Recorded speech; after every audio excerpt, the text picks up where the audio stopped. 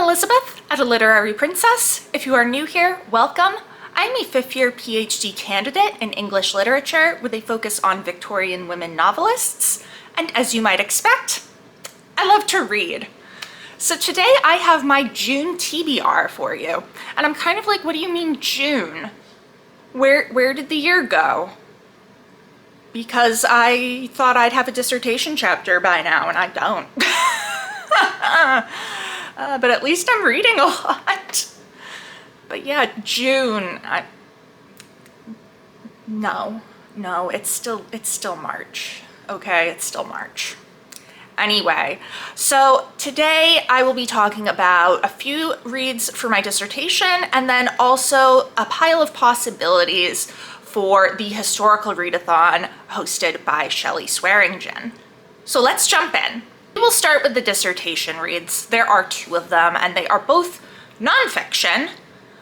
And the first is the autobiography of Harriet Martineau by Harriet Martineau.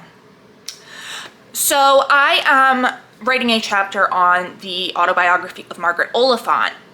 And as such, I am looking at other autobiographical and biographical works of authors that came out within the same time frame-ish that Oliphant would have read, and this is one of them.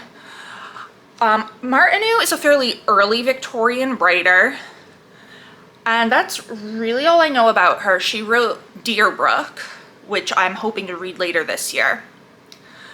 But I am really interested to learn more about her and see what I can kind of use in this to discuss the genre that Oliphant is working within, kind of what she avoided doing based on the reaction to other autobiographies of the time.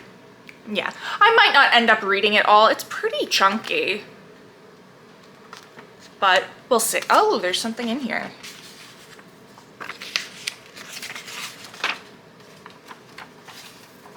Oh, it's my receipt. Interesting. Okay. Anyway, yeah, I'm interested to see. I don't know if I'll read all of it, but.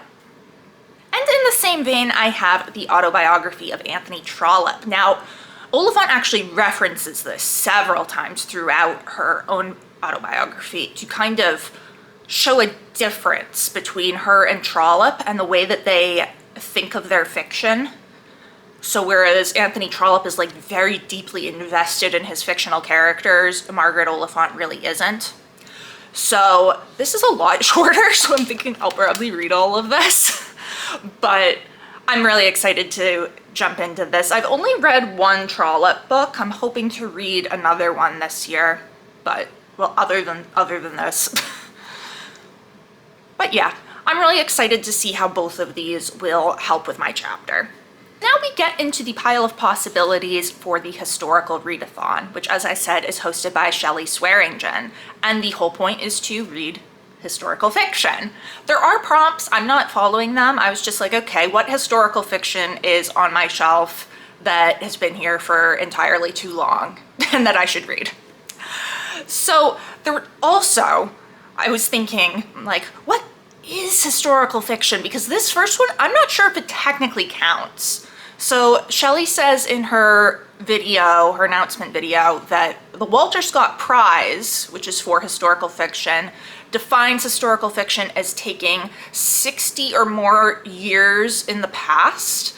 This does not meet that requirement. However, it does take place before I was born, which is kind of another way that I mark historical fiction. And just as a little side note, I read The Idiot by Elif Batuman earlier this year, and that takes place in the 90s. And as I was trying to decide what genre to put it in my spreadsheet, I was like, is this historical fiction? And then I had a crisis because I was born in the early 90s, and I'm like, am I historical? So I decided, no, The Idiot is not historical fiction because I am not historical. This, however, takes place in 1969, so I'm like, my parents were both alive. Is that historical? I don't know.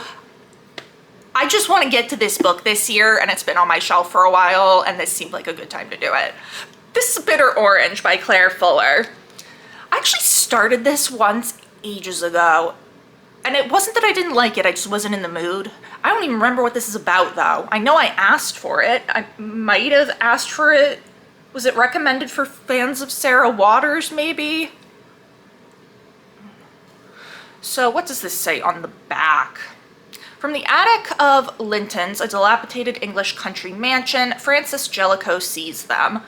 Cara first, dark and beautiful, then Peter, striking and serious. The couple is spending the summer of 1969 in the rooms below hers while Frances researches the architecture in the surrounding gardens. But she's distracted. Beneath a floorboard in her bathroom, she finds a peephole that gives her access to her neighbors' private lives.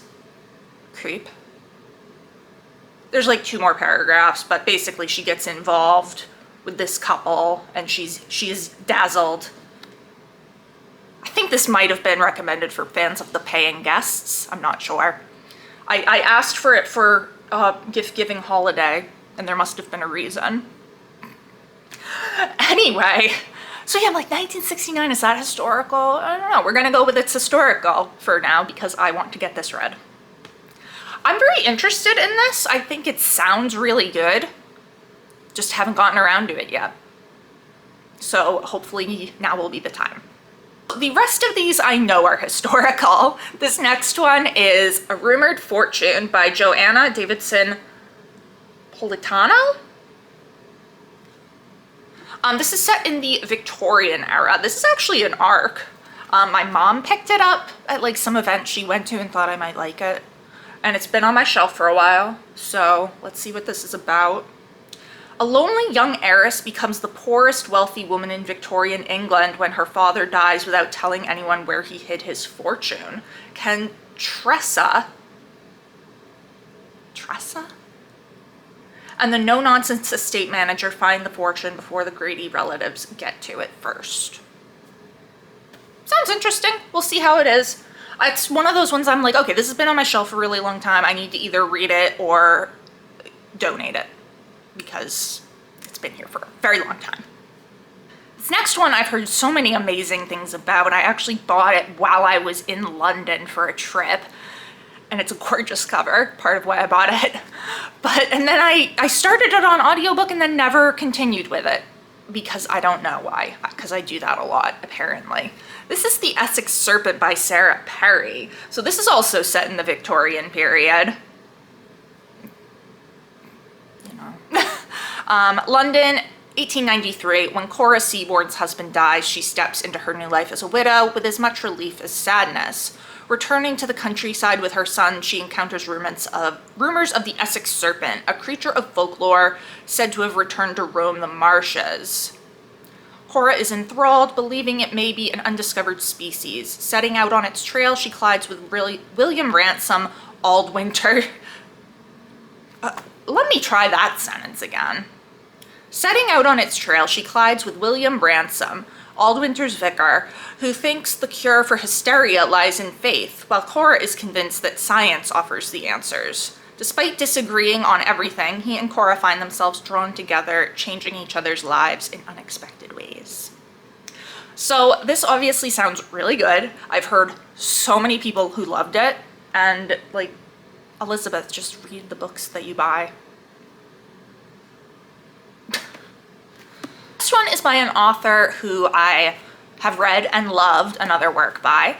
This is The Poison Thread by Laura Purcell. This is Victorian, again. You know? So I bought this after finishing The Silent Companions, and this was also recommended for fans of Alias Grace by Margaret Atwood, which I have not read, but I saw the miniseries and really loved it. So, Dorothea Truelove? Really?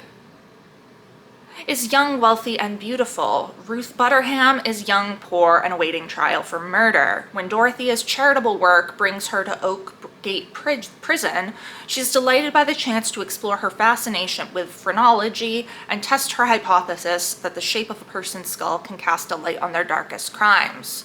But when she meets Ruth, she is faced with another strange idea, that it is possible to kill with just a needle and thread.